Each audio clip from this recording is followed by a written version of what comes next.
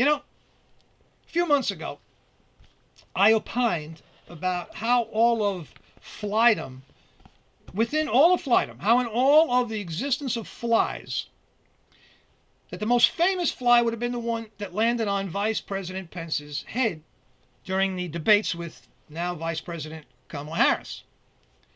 Boy, was I wrong. As it turns out, he was just a fly-by-night.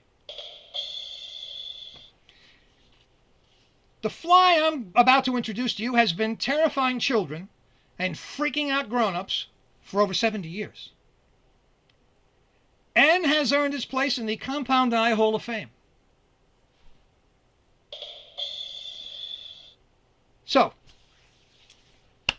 and I owe it to last week's contributor to our winter gallery, the optimistic optometrist, Paul Hutchins, who introduced me to this humble savior of 3D sight. Friends, the housefly is in the house.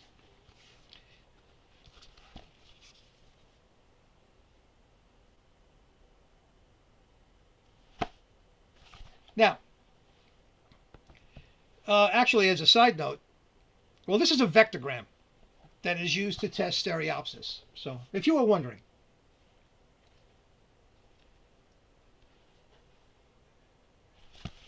This thing was shot, not SWAT, in, I don't want to imagine what they did with them afterwards, but nonetheless, this is not, that's the way it goes. I only had 28 days as a fly anyway, so what could be the worst thing? But nonetheless, he became a famous fly, shot sometime, or not swatted, as I say, in the 1940s. Now, but there was a great discussion about vectograms, by the way, because this is a vectogram, and also stereo jets. Great discussion in our after party, which is available on the podcast. So if you follow this up, Ron Labby and Dave Starkman did a great job. Confused the hell out of me, but I know, really, it was extremely, no, it wasn't confusing at all. They actually made me understand them much better because I didn't really grasp vectograms and that kind of stuff. Always good to, you got to leave a few things to learn, man. Once you know everything, that's what happens. So anyway, this thing is meant to be used by eye care professionals. But people who understand 3D, as you all do, would have no problem administering this test. I would suggest that any 3D club that does outreach and like goes to libraries and does stuff with people should get one of these. Because people who come to the meetings, it is a good way to show people or find out if they do have stereopsis, and particularly for children. Because it was really made for children. The whole idea was that if you weren't tuning in last week, the whole point of this thing, man, it pops out, pal. It's like, it pops out like here. This thing pops out, and it scares children. You could tell that they've had they can see it. And of course, people are, at the same time, folks want to get away from flies. Actually, they're great recyclers, but that's another story. So, particularly children, let me get back on the point, Johnny Laser. Now, when it's possible to restore 3D vision, 12 years old is kind of the established cutoff point.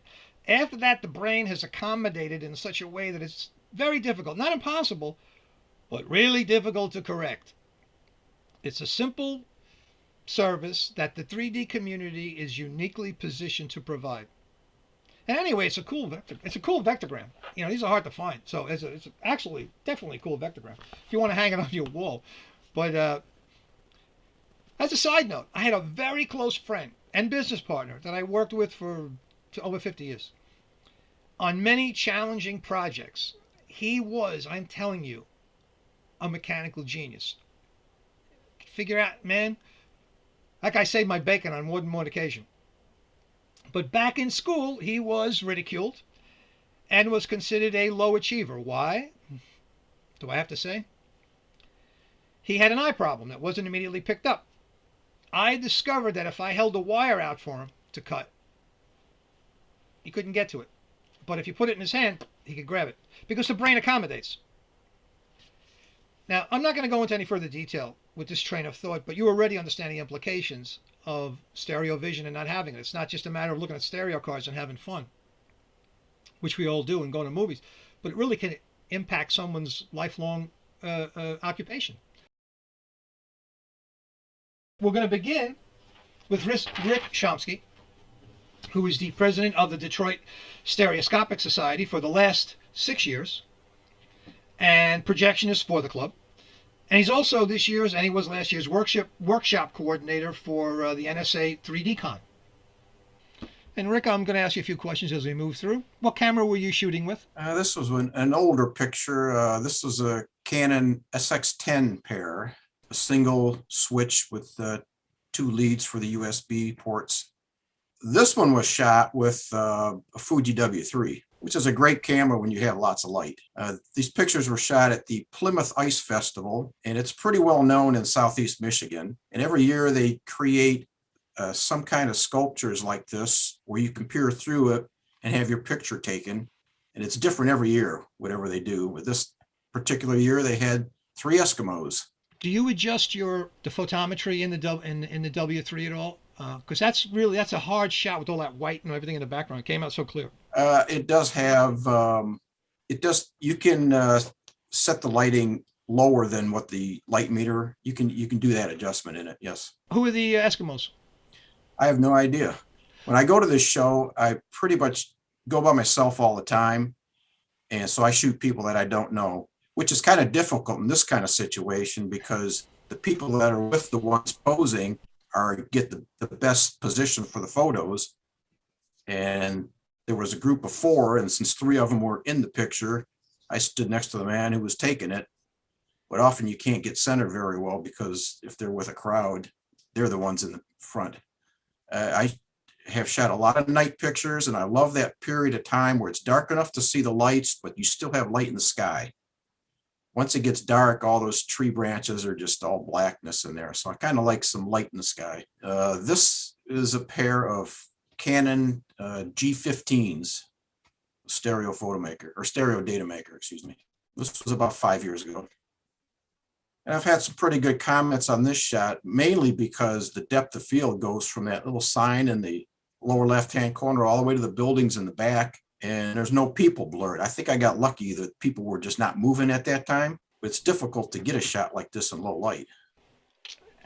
And it's wonderful how the light kind of floats inside the ice. It's like so cool. And yeah, there's an art to positioning yourself based on how the light is shining. Big difference if you stoop down a couple of feet or take a step over to either side. It changes. This is the Canon G15 pair. This is also the Canon G15. And this is just a few of the many, many tools they use. They rough it out with a chainsaw. Right next to that chainsaw on the table is a grinder, and they have various kind of bits they use on the grinder to kind of do the finer details. But some of them use 20 different tools to do their work. It's really become an art. And some of them have gotten so good with the chainsaws, they do 3/4 of the work before they start with the grinders. Real art. Dennis is president of the Dutch Society for Stereophotography, editor of the 3D Bulletin, and ISU country representative for the Netherlands. What did you shoot this with, Dennis? This is shot with the Fuji W3. All pictures were. And where is this now? How far is this from your home? This is about a mile from my home. So I live in the city of Hengelo. I live near the border on the northern part, and right next to that there's a park-like area with sports fields for soccer, hockey, and so on, and some farms and some pastures. So it's nice for a walk. How big is the town? I think we are just below 100,000 inhabitants, so it's quite a large city. I think these are owned by some private owner who lives in a relatively large house next to this pasture. So I think it's from him or its kids. So this is also in the park. This is a Luka Tower, so you can climb it and look around, have a look from a height of about 20 meters. Was there a circular stair in it? How do you get to the top? Yeah, it's a circular stair to the top. Yeah. So this is, well, It's been a long time since we had a cold enough winter to do some skating. So this is also in the park area. It's what they call clay hole. There was a clay layer which was taken out to make bricks to build the city. So it left a big hole filled up with water. It's a large pond like. So, and it was frozen over, so it was possible to skate this time. It's been a couple of years since we had this opportunity. Now, what do you edit with? Do you stereo photo maker, or what do you edit with? Normally I use Cosima to edit, to align them. So this is my garden, the side of my house. So I thought I would be the one to first step in the fresh snow, but the bird was ahead of me. That's great.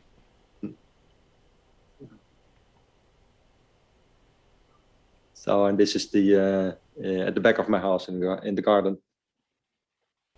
For our last victim for today, before we move on to other things, is Carlton Bright. Now, Carlton has been doing 3D work since the early 1980s, when he converted a Polaroid SX70 photos to fit perfectly in a classic handheld 3D viewer. Now he's using various digital 3D cameras and is using video editing programs to modify 3D images in experimental ways. He's a very, very talented person, and I will now introduce you to Carlton Bright. Carlton, you ready for me? This is beautiful, Carlton. What did you shoot this with, man? I use the Sony ZV-1s right now. It's part of the RX series that started in 2015. And it was the first ones that actually did 4K video, because I'm a videographer basically, but these were all stills. I like the menus, and the chips on my cameras are all identical. How are you triggering them? You can see each snowflake in this, and thanks to Ikuru, he recommended the Sony cable, if you can see it, and it's like $48, and it's made for a different camera setup, but I've been utilizing it. He said it worked on this, and bingo, it does. And it really creates a whole new territory of work that you can do with this. As you can see, the actual snowflakes were caught in this. And if you look closely, you can see a person walking a dog there too. Are you in automatic mode? Mainly manual. It depends on the situation. This one I tried to get as much ISO as possible, and I usually set that at 80, which is the best quality. And then I dial in, so I get about a 1.3 negative 1.3 exposure. Oh, and exposure? Yeah. Is that what you're doing? Got it. But sometimes it depends on the situation. If you're running and getting something, I put on auto, but something like this requires manual pretty much. Yes. So when you have it on auto, just to belabor the point a bit, when you have that little attachment, it doesn't talk to the other camera. Only syncing, only shutter. Just through your shutter, right. But it really, I used to shoot shots like this for years, and I would never get it because a snowflake is a snowflake. But I was just delighted when, thanks Ikoro for for this recommendation. I went to B&H to buy the cable, and they said, no, that's not going to work for your cameras. And I said, let me buy it. So. Now, do you leave the camera set up in any position, like in any setting? Yeah, I always go back to a certain setting that I know that if I have to pull them out and shoot, I will. Good advice. It's an auto. I always have it ready on auto. And I've gotten things that you get within seconds that if you didn't have it on those settings, you wouldn't get it. These are the Sony ZV-1. They're from a long series of, I think they're the RX 1, 2, 3, 4, 5. I've had all of them. And this is the latest one, which actually is the dumbest one. I think the 4 and 5s were the best. The 4s were actually the best. But if I could, I would get the 4s, but they're $1,200 each. Whereas these, I think, are now $700 each. But 80–90% of all the same features are in these cameras. And they're literally pocket cameras. So. But they have a 1-inch chip, so the quality is just amazing. You got them on a slide bar?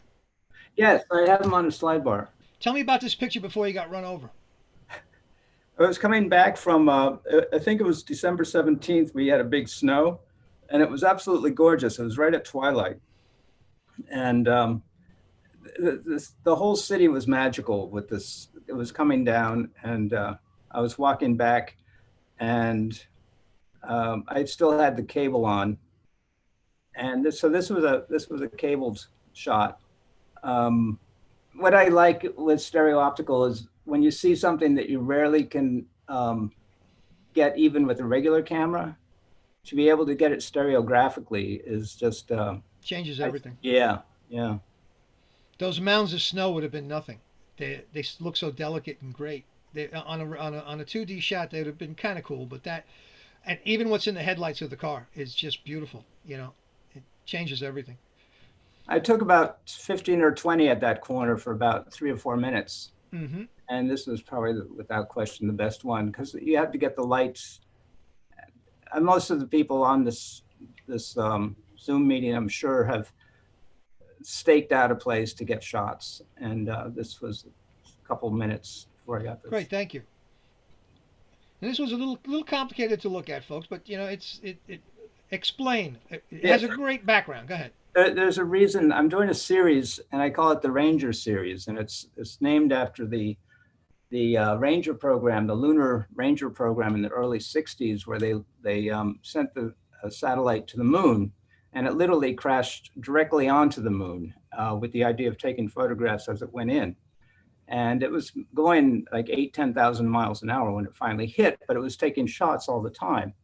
And it's just a phenomenal thing that you start off with this looming moon, and within a minute or two, you're down to seeing the edge of a crater, and then bingo, it went black because it hit. And so I'm using these are the Sony RXOs, and these are tiny, but they have the same exact chip as my larger cameras, the Sony. They're a 1-inch chip in these.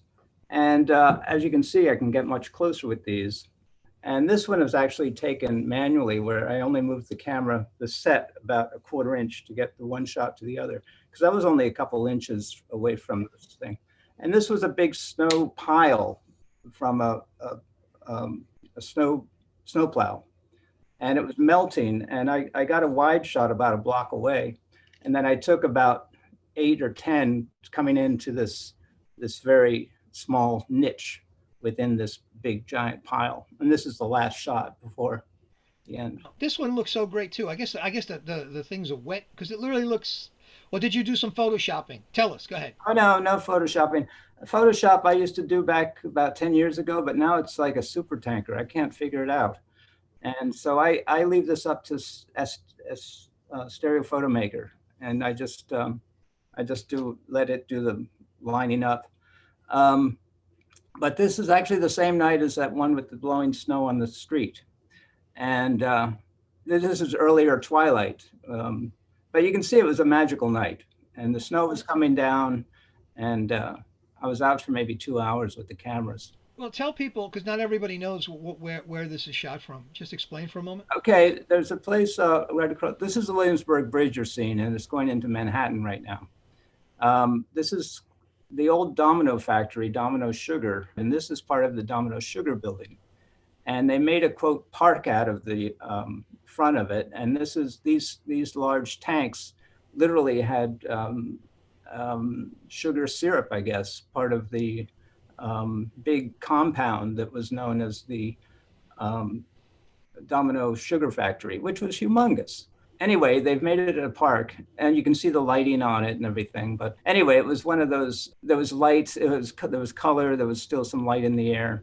And of course, the hey Williamsburg, wear a mask. I mean, I hope that really dates this photo. Say that had to happen in the winter of 2020. And just, you know, and so everyone knows this is he's shooting from Brooklyn. So those things were full of syrup. Imagine how many dentists were able to retire from the goop in that thing. Well, thank you, my friend. And now I'm proud to present Jim McManus, Life is 3D. Welcome to Life is 3D, where we take a look at some of the unusual ways that stereo can enter our lives. Today, we'll have a look at some 3D photos I found accidentally of a famous Beatle. No, not that kind of Beatle. Whoops, hang on a second. This kind of Beatle. This photo is actually a conversion I found online that was pretty well done, but despite the countless photographs taken of the band during its lifetime, there don't seem to be any actual 3D photographs. But if you take a look at some of the contact sheets from their mini photo shoots, you might find some accidental 3D. These two photos give a fairly nice stereo image of John Lennon. When you take a look at the entire two images, you can actually see that everyone stayed almost completely still, except for Paul McCartney, who changed his facial expression. With a little Photoshop trickery, we can easily substitute his face in one shot on the other, making this a fairly decent 3D photograph of the entire band. Another interesting thing is the various versions of the Abbey Road cover I've seen over the years. First, there was a lenticular poster, which didn't have a lot of depth but was still pretty cool. And then just recently, somebody converted this into a Facebook 3D photo, giving it plenty of parallax. In more recent years, Paul has found himself in front of a stereo camera a few times, such as in this great shot with Les Paul, the creator of the guitar he's holding. But the photographs I really want to show you came to me quite unexpectedly. When Paul made his way to Orlando, Florida on a concert tour back in 2015, my wife and I took the opportunity to go see this living legend. On the way out of the show, as we walked by a guy selling programs, a pair of ANAGLYPH glasses suddenly fell out of one of the books he was holding and landed on the floor right in front of me. Not normally being a purchaser of these programs, I quickly confirmed that there were indeed 3D photos inside and snapped up my own copy. No, that's not Paul's actual signature. Turns out this would have been a good purchase regardless, for besides the ANAGLYPH photos, there's a treasure trove of information in here. Info about the band, the crew, even the instruments he brings on tour with him, proudly sharing their stories with the audience. And what a performer. I mean, here's a guy that literally could phone it in. They could set a telephone on stage and we'd all be happy. But he played for over 3 hours enthusiastically the whole time. And now, enjoy a look at these 3D photographs from Paul McCartney's 2015 World Tour.